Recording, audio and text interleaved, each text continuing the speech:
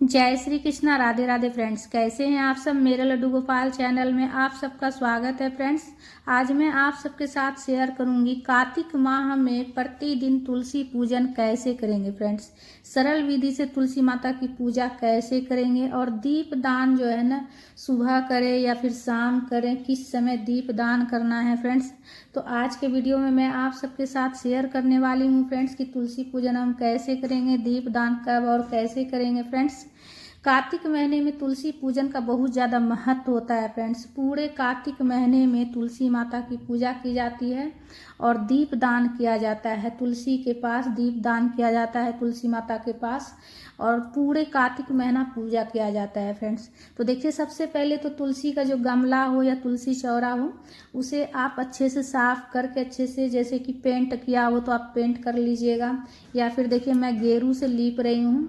तो हमारा गमला है तो गमला को मैं गेरू से लीप ले रही हूँ अच्छे से। मतलब तुलसी के पास अच्छे से साफ सफाई आप जो है ना एक दिन पहले ही कर लीजिएगा, या फिर अगर एक दिन पहले आप नहीं कर सकते हैं तो कार्तिक महीने के जो शुरुआत वाले दिन ही अच्छे से साफ सफाई कर लीजिएगा तुलसी के पास। और अच्छे से अगर मिट्टी का हो तो उसे लीप लीजिएगा गमला को और तुलसी चौरा को। उसके बाद तुलसी माता की पूजा करेंगे। तो देखिए, सबसे पहले हम तुलसी में जो पहले का धागा वगैरह बंधा हुआ है ना, कलावा, वो सब हम हटा देंगे।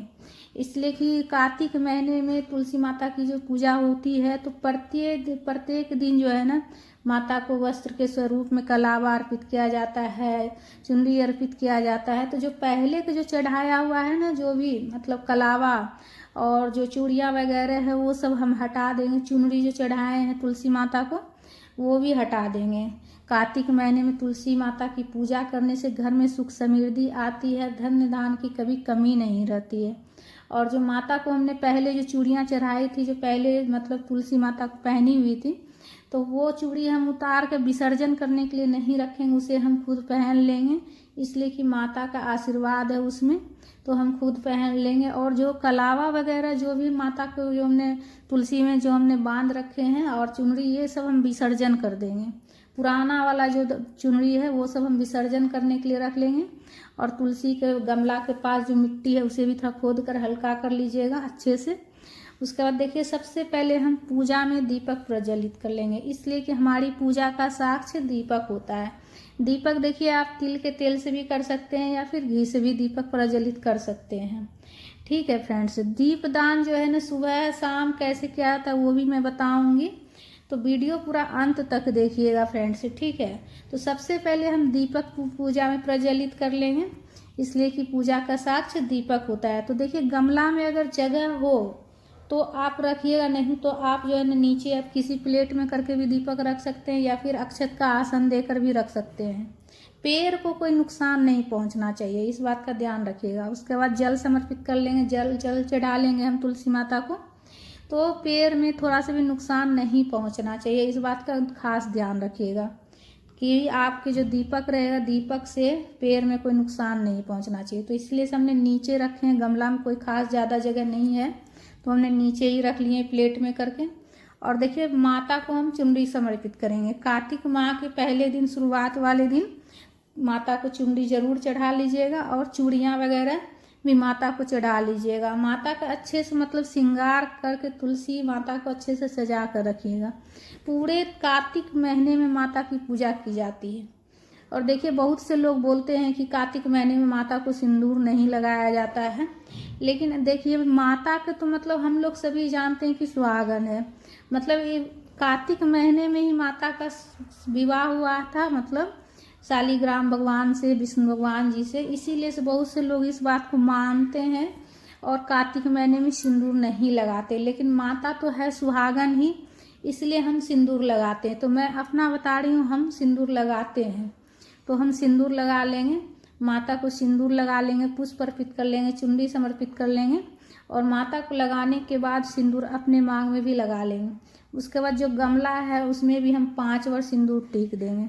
तो बहुत से लोग जो है ना सिंदूर नहीं लगाते हैं कार्तिक महीना में तुलसी माता को। कहते हैं कि मतलब कि तुलसी माता के इस महीने विवाह होता है तो कुमारी अवस्था में होती है इस महीने में। लेकिन ये तो कुमारी मतलब मानना ही कुमारी अवस्था में रहती है। लेकिन तुलसी माता तो ये भी सच है कि तुलसी माता का विवाह हो चुका है, ठीक है। वो तो हम सब मतलब तुलसी माता के विवाह उत्सव मनाते हैं, देवउठनी एकादशी और तुलसी विवाह वाले दिन।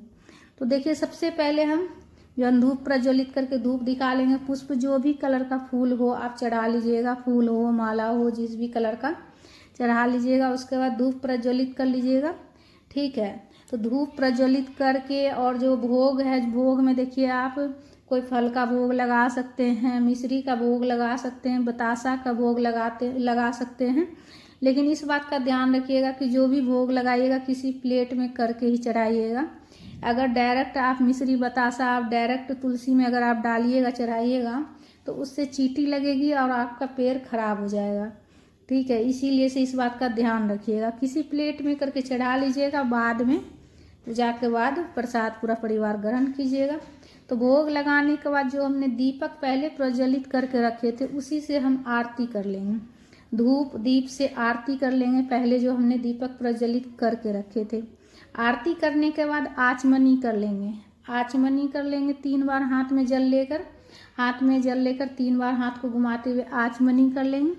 आचमनी करने के बाद माता से हम क्षमा याचना करेंगे कि हमारी पूजा में कुछ भी गलती हो गया हो माँ तो क्षमा कीजिएगा और हमारी पूजा ये प्रेम पूर्वक स्वीकार कीजिए माँ। उसके बाद देखिए परिक्रमा करने की अगर जगह हो तो परिक्रमा जरूर कर लीजिएगा, और नहीं हो तो इस तरह से जहाँ पर आप खड़े होकर बैठकर पूजा कीजिएगा उसी जगह इस तरह से आप घूम लीजिएगा। 5 बार 7 बार 11 बार आप परिक्रमा कर सकते हैं, जितना आपके श्रद्धा शक्ति हो। 51 बार अपना श्रद्धा शक्ति के अनुसार, कम से कम 5 बार तो जरूर परिक्रमा कीजिएगा। तो जिस जगह पर आप खड़े रहिएगा बैठ कर पूजा कीजिएगा उसी जगह पर आप घूम जाइएगा। तो इस तरह से आपका परिक्रमा हो जाएगा। अगर परिक्रमा करने की जगह नहीं हो तो, और जगह हो तो आप परिक्रमा कर लीजिएगा, चारों तरफ घूम के परिक्रमा कर लीजिएगा फ्रेंड्स, ठीक है। और उसके बाद देखिए पहला दिन तो जो है ना चुनरी चढ़ा लीजिएगा, ठीक है। उसके बाद प्रतिदिन आपको चुनरी मतलब हटाना नहीं है, प्रतिदिन वस्त्र के स्वरूप में आप कलावा जरूर समर्पित कीजिएगा तुलसी माता को। डेली आप कलावा जरूर, कलावा का टुकड़ा थोड़ा सा तोड़ के आप प्रतिदिन माता को जरूर चढ़ाइएगा वस्त्र के स्वरूप में। और जो पहले दिन चुनरी चढ़ाइएगा वो चढ़ा हुआ ही रहने दीजिएगा, चूड़ी वगैरह जो भी चढ़ाइएगा आप चढ़ा हुआ ही रहने दीजिएगा। तुलसी विवाह वाले दिन जो है ना आप हटाकर फिर से श्रृंगार करिएगा। तो दीपदान जो है ना आप देखिए सुबह मॉर्निंग में अगर करते हैं तो आपको अंधेरे में आपको कम से कम मतलब ये 5 से 5:30 के बीच में आप पूजा करके दीपदान कर सकते हैं, या तो फिर आप शाम में दीपदान कर सकते हैं। दीपदान अंधेरे में किया जाता है फ्रेंड्स, ठीक है। दीपदान हमेशा अंधेरे में होता है। अगर आप सुबह नहीं कर पाए तो कोई बात नहीं, आप शाम में प्रतिदिन जो है ना 1 दीपक जरूर प्रज्वलित कीजिएगा तुलसी के पास। कार्तिक महीने में, पूरे कार्तिक महीने में तुलसी पूजन और दीपदान का बहुत ज़्यादा महत्व होता है फ्रेंड्स, ठीक है फ्रेंड्स, दीपदान का।